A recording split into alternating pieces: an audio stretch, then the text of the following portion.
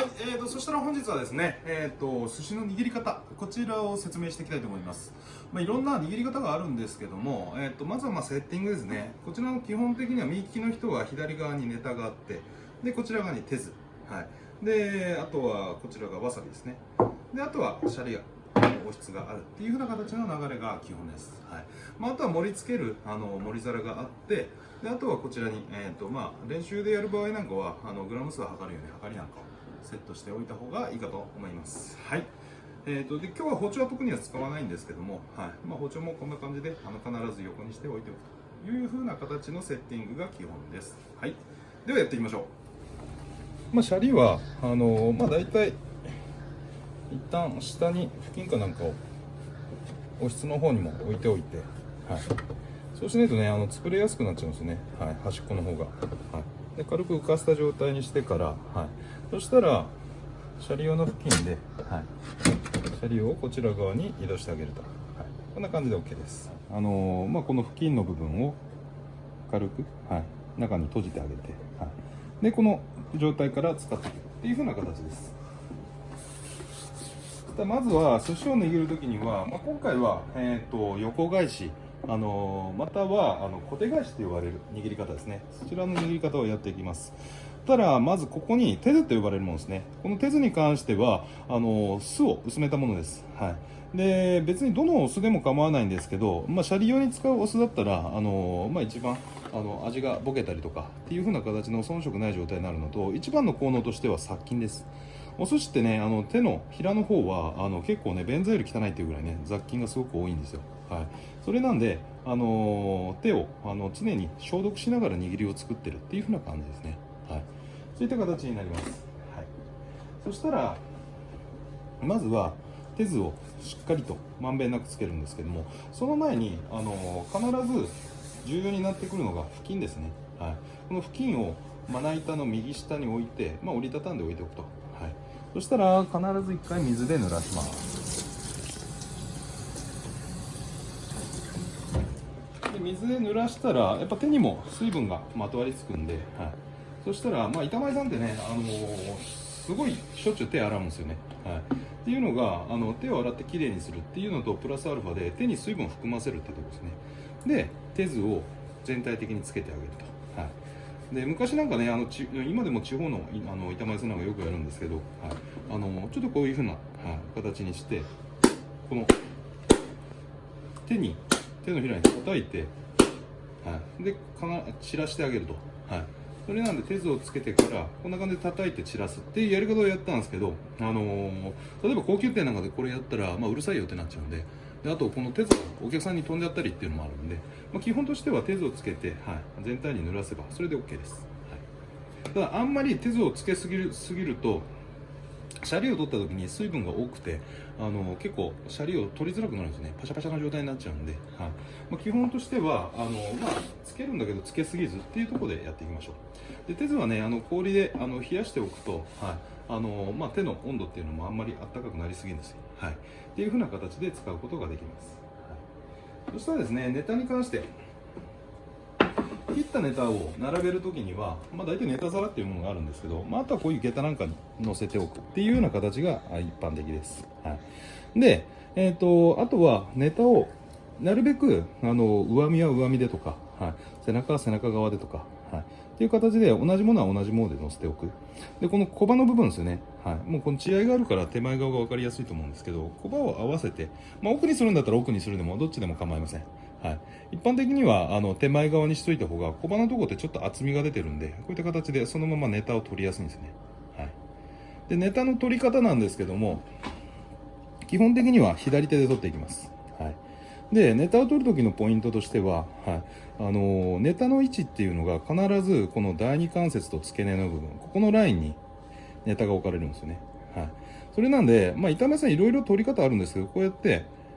スライドして置いていくっていう方法もあれば、一番手っ取り早いのが、はい、このまま親指と人差し指の付け根でつまんで、はい、でひっくり返すと。これが一番手っ取り早いです。はいやり方はいろいろあるんで、どれが正しいっていうのでもないんですけども、はいなるべく、手間をかけずに、はい、スピーディーに握りを作っていくっていうところが重要なんで、はい、自分の場合はこうやって取る場合が多いです。はい、ただ物に応じてね、やっぱりネタの取り方なんか変わってきたりもしますので、はい、どんな取り方でもできるようにはしておくといいのかと思います。次にシャリの取り方ですね。シャリの取り方をやるときには手図をしっかりとなじませてから、手が、全体的に馴染んだ状態ですね。そこを指の間までしっかりしましょう。だから手図をつけたらこの指の間までしっかりと、っていう風な形でつけてあげます。手図が多いなと思った時には、一旦拭き上げて、もう一回調整しましょう。そしたらこんな感じでシャリを取る時には指先を閉じて指を広げて取ってあげると基本的には手の間にシャリがくっつきやすいんで、それなんでこういった形で、全体的になんかショベルカーみたいな感じでね、指を閉じて、で取ってあげるというような形が基本です。そしたら手の中に入れてシャリのグラム数を調整して、手の中で丸めていくというふうな形ですね。手図をつけて伸ばしてから、この指を合わせてシャリをすくい上げると、すくい上げてから手の中に、この中で丸めてあげます。これ最初の方は視覚に頼ってこう手を、上にした状態でこう丸めちゃいがちなんですけども、慣れてきたらこっちにした方がいいです。なんでかっていうと手を上にした状態でこう丸めようとしても手のひらが邪魔してあんまり動きづらいんですよね。なんでかっていうと、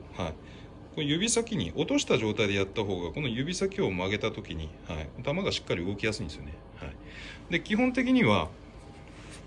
ここに入れた時のここの空間、ここで丸くします。それなんでシャリを取ったら余計な部分をちぎって、そしたら手の中でまとめてあげるというふうな形にしてあげると、綺麗にまとまりやすくかつスムーズにスピーディーに取ることができます。ただねお店なんかでカウンターでやるときにはこの布巾なんかもこういうふうにやっておくんですけど急いで握んなきゃいけない現場の場合にこの布巾あったら邪魔なだけなんで基本的には使わなかったりと、お店によって使い方は様々ですね。こんな感じでグラム数を測ってみると、そしたら大体、現場で使うねグラムのサイズって大体15グラムとかですね。こんな感じですね。でこの15グラムのサイズっていうのが一般的にはよく使われるんですけど、お店によってはこれが16グラムだったりとか、で13グラムだったりとか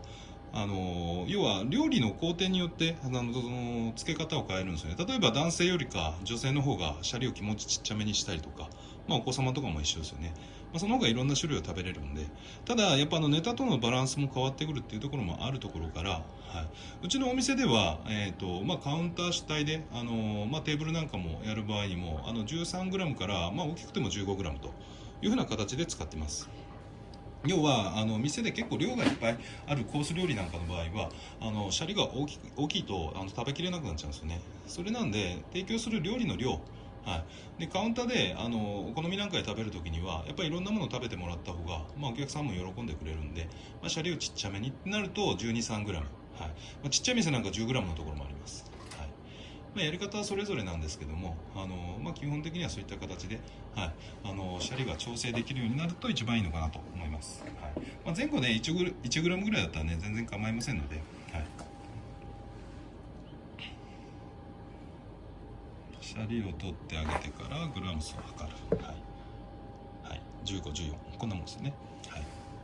っていうのがある程度、お客さんに応じて変えなきゃいけないし、基本としてはもう手の精度ですね。こう握った時のここの感じでグラム数っていうのを調整します。そしたら次にですね握りを作っていきましょう。そしたらですねまずシャリを取ってからシャリを取る時間の方が必ずかかるんで手の中で丸くまとめます。